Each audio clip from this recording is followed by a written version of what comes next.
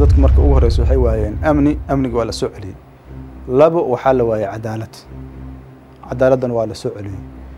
saddex dadku waxay weysnaayeen dareen midaya maxkamadu waxay la yimaadeen dareen midaya ummadda oo ama diin ah ama watani ah George Bush markuu dhawaaqay New World Order markuu dhawaaqay Iraq second Muqdisho ay ahayd oo maartay ciidanka Mareykanka u yimid in ay cyclekan laboratory ay ku jirto in la isku dayo in regional power intii la adeegsado oo Ethiopia oo kale ay noqoto bal lagu sharrabo in meeshan ayada guul hadda kadib si markaas tajribaas meelad badan loogu soo celiyo intii hanti loo siiyo la yiraahdo dawladaha dariska xoog badan gala meeshan in inta loo soo kaxaysay Ethiopia ilaa jiritaanka Soomaaliya ayu adaawo ka dhaxaysay in lagu xaqo ee aan iska qaadano guriyayna seexano waa damiir ahaan iyo dad ahaan aan xariis lahayn uma malaynayo dawladda Ethiopia inay ku dhiiran lahayd Soomaaliya inay gasho haddii aynan ka haysanin gacan saar iyo support dawladda Mareykanka nin hadda yani hal daraasada lagama samaynin maxay tahay arinta Soomaaliya hal dawladii ma oran walba ayagna arintan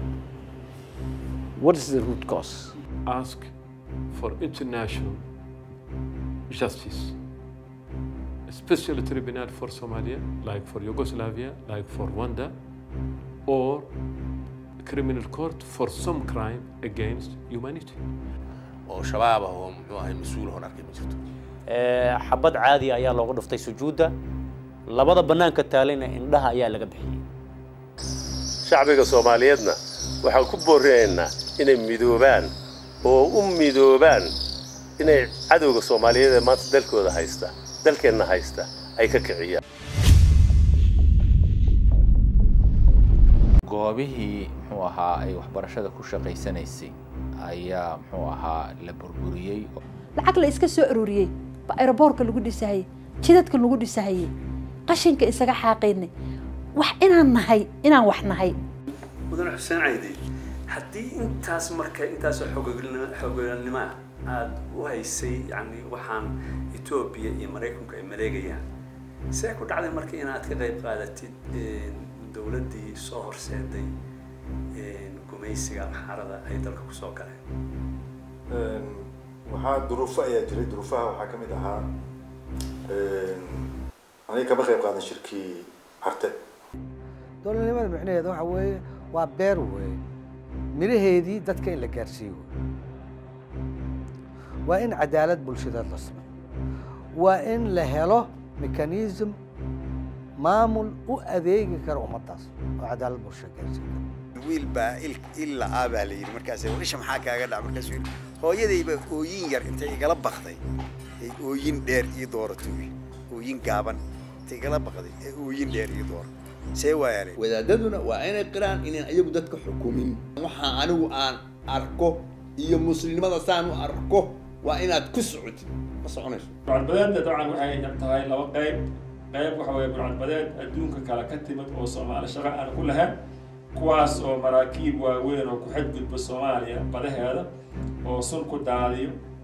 taariikhda kolkaan akhrisanno ummadu way ku faan way daciifaan laakiin ummadu ma dhintaan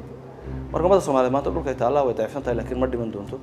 laanu ma dhintaan ummaduhu marka sidaas aan u rajeynaa Soomaaliya waxaana leenahay waqtigeedii waa dhow yahay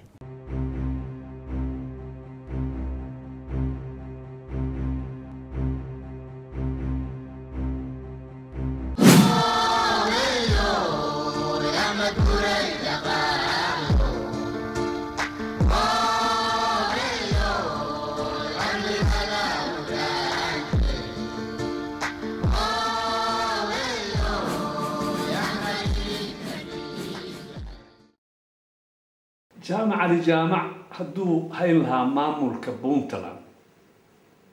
مدحوينة كأهان لها جامعة لجامع مثلي هاي من صوماليها صومالي كالقفالي لها وقميسي وقعنقلين لها ديجيجا